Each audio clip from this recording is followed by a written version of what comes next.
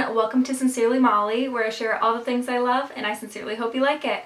I'm Molly, and today I am totally bandwagoning on that recent DIY trend that's been going around. It seems to be all over TikTok, and at least it's definitely on my For You page since it's essentially comprised of all things New England and DIY.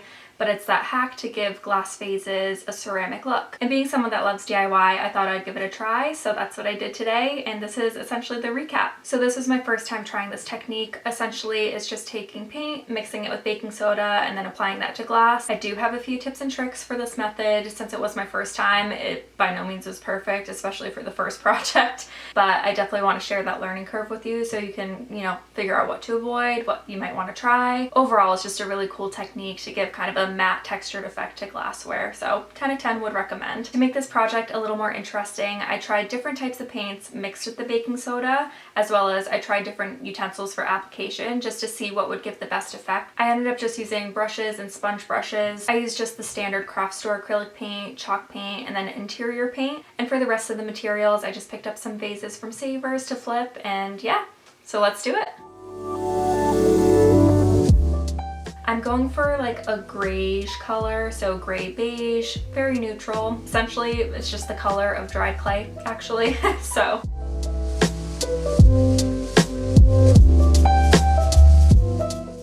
To make the color, I'm adding my white paint to a bowl, a bit of tan, and a bit of black.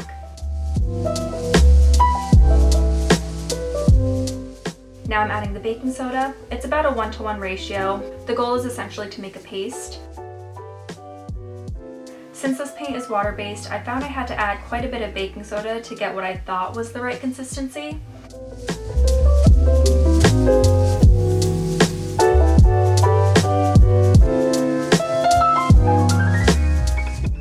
Then I went ahead and painted that on somewhat generously, not too thick, but not too thin either.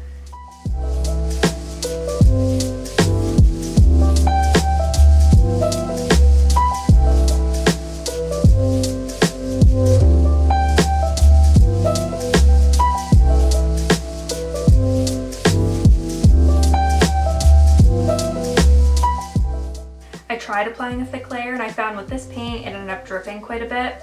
I'm not too sure if this was because the mix was actually too runny. With a different type of paint, I ended up globbing it on a little bit, and I found that worked really well, but I guess that was a bit of a thicker paint to begin with, so that could be why. Long story short, consistency plays a big role. That's kind of a life lesson, actually. Consistency does play a big role. I'm not talking about that kind of consistency, but, life lesson. There you go.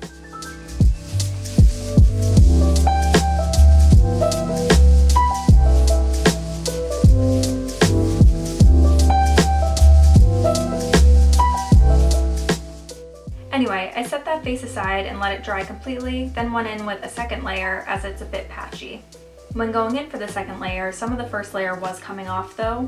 Perhaps it hadn't dried enough, or the sponge needed to be cleaned off in between, or both. I did notice when using the sponge brush that the vase did require more layers. Let's pretend this first vase didn't happen. It's a bit lumpier than I was hoping for. I still actually like the look of it. It's kind of cool. It has different dimension now to it, but I was going for more of a smooth look, I guess. I don't know. But I think that was user error. I should have had thicker paint and probably not have tried to glob it on. I ended up trying this combo on a different vase with a brush, and it worked so much better.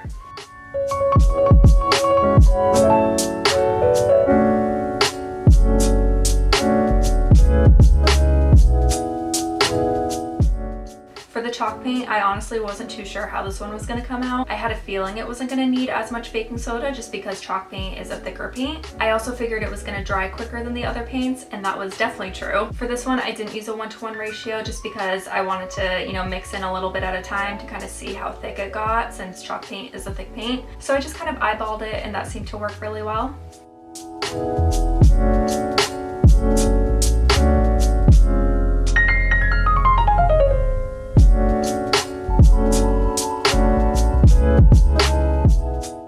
It was very easy to apply and didn't require too many layers, but I had to mix new paint in between each layer since it dried so quickly.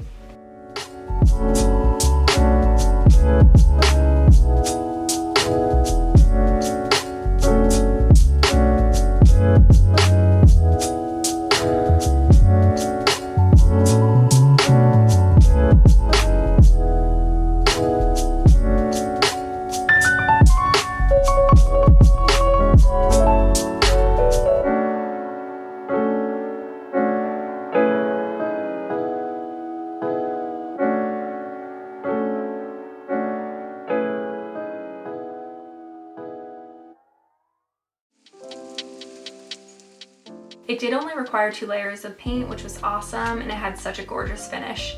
And despite having kind of the fine line streaks, I did actually prefer using the brush.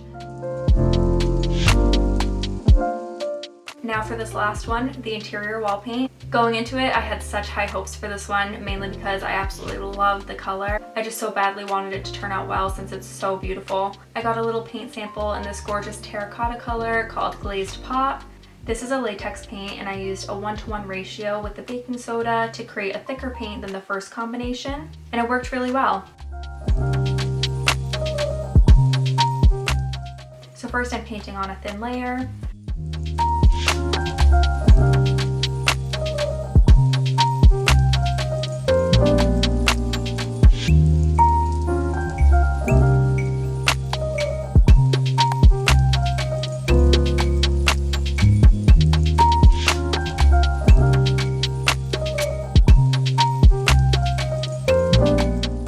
The second layer I applied more generously, and it didn't really drip at all. I'd have to say this is my favorite one since it's so smooth and I love the terracotta look. Now if I really want to be extra, I could have added like a watered down white paint on the outside once, you know, the terracotta color had dried to give kind of like a vintage rustic look. That would look so nice.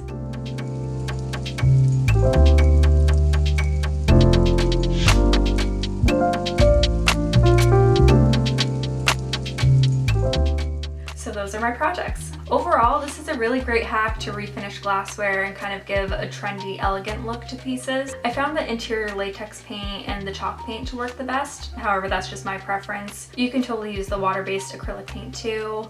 Again, I think for my project, it was maybe more so user error, and maybe that's why I prefer the interior paint and the chalk paint. But I'd say those 2 types of paints were my preference for this method. Now for some more notes, be sure to have a paste-like consistency. Give plenty of time in between each layer for the paint to dry. Also, you could use a brush or a sponge brush. Again, a brush will kind of give those fine line streaks, while a sponge will be smoother, theoretically, if you do it properly, unlike me, the first project. But it may require more layers to complete that project just because the sponge will soak up the paint. My preference is the regular brush, to be honest. Either way, remember to clean the brush in between each layer just so that gritty, dried paint doesn't take off previous layers of paint. So yeah, those are my notes. Have you tried this DIY, or do you plan to? Let me know. I'd love to see your projects. And if you like this video, please give it a thumbs up and subscribe. I would so appreciate it. And as always, thank you so much for watching. Bye.